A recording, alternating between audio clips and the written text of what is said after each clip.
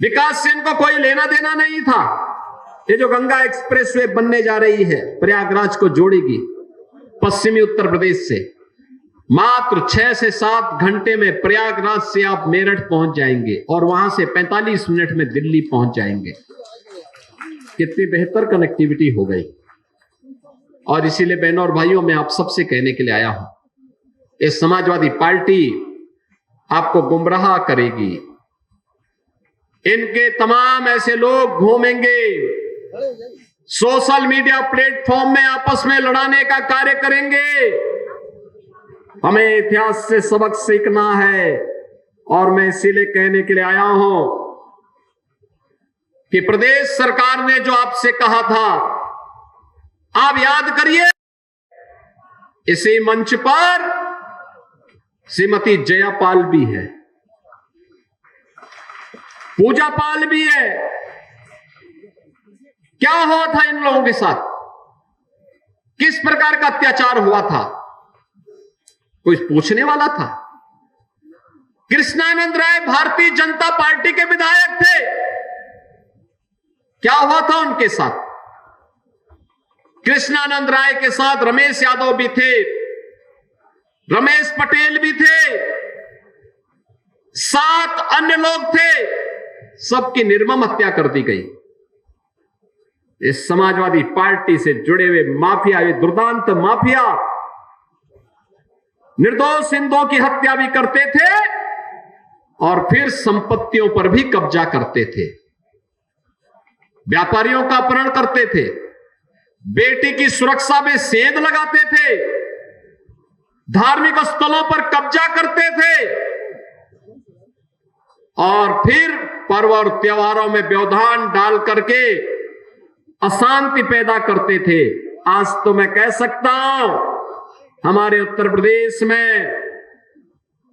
न कर्फ्यू है न दंगा है, उत्तर प्रदेश में सब चंगा है, उत्तर प्रदेश में चारों ओर शांति है। इनको किसानों से कौन मतलब रह गया है? इनको व्यापारियों से मतलब नहीं, इनको विकास से मतलब नहीं। इनका तो एक ही सिद्धांत है कि सबका साथ और सिपाही परिवार का विकास। उससे ऊपर ये सोच भी नहीं सकते, उससे ऊपर इनकी सोच है भी नहीं। याद करिए, हमने पहले दिन कहा था, उत्तर प्रदेश के अंदर, उत्तर प्रदेश की धरती को दंगा मुक्त बनाएंगे। उत्तर प्रदेश की धरती में कोई भी माफिया हो, वह खनन माफिया हो, वह नकल माफिया हो, वह वन माफिया हो, वह पशु माफिया हो, उससे सख्ती से निपटेंगे। और बहनों और भाइयों, आपने देखा होगा समाजवादी पार्टी को इससे पीड़ा होती है। नकल माफिया को भी बचाने के लिए वह कितनी एड़ी चोटी, आज भी आप देख लीजिए, जितने बड़े दुर्दांत खतरनाक माफिया हैं, वे सब सपा के गले के हार हैं।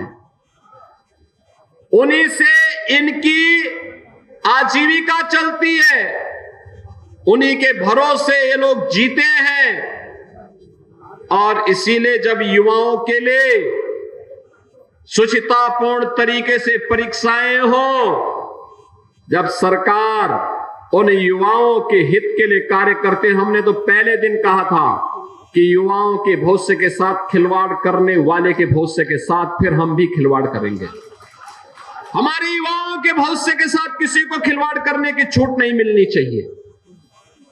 और मैं फिर कहता हूं, नकल माफिया के खिलाफ हम कार्रवाई करेंगे।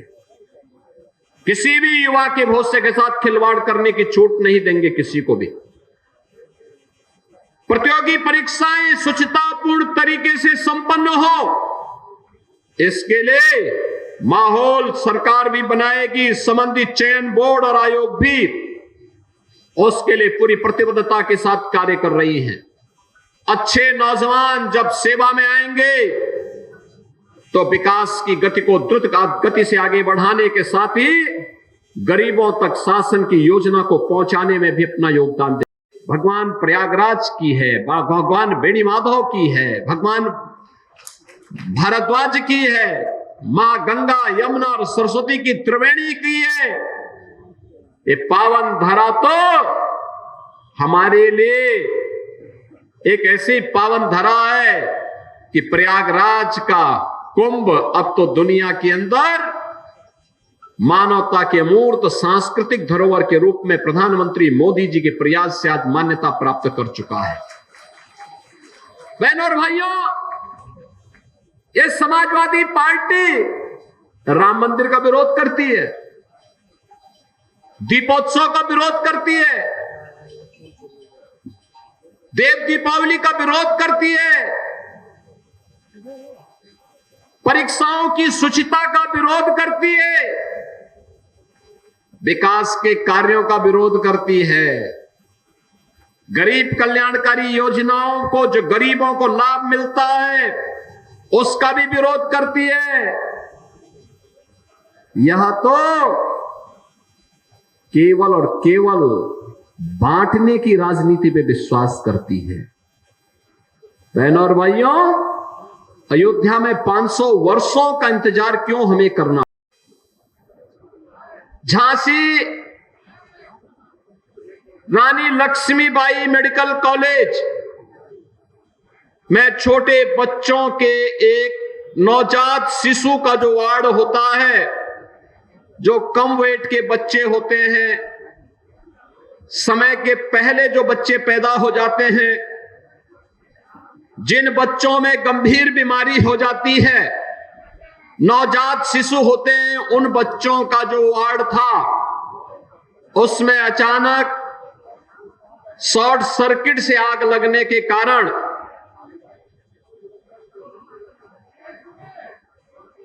वहां पर एक दर्दनाक घटना घटित हो गई थी। 10 मासूम बच्चे उस अग्निकांड की चपेट में आ गए थे।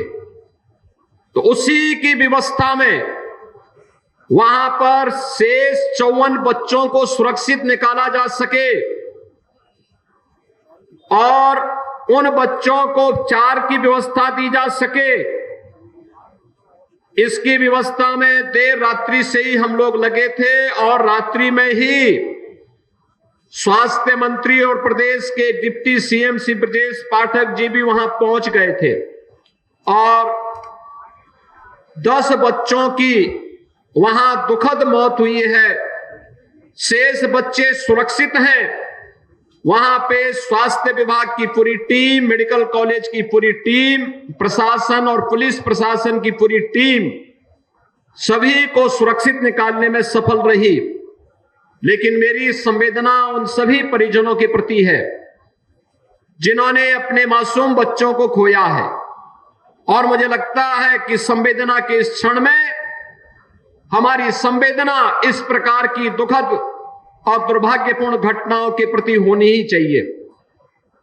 बहनों और भाइयों, इसलिए चाहते हुए भी व्यवस्था में लगे होने के कारण समय से मैं आपके बीच में यहां पर नहीं। इस चैनल को देखने के लिए आप इसे लाइक, शेयर और सब्सक्राइब करें।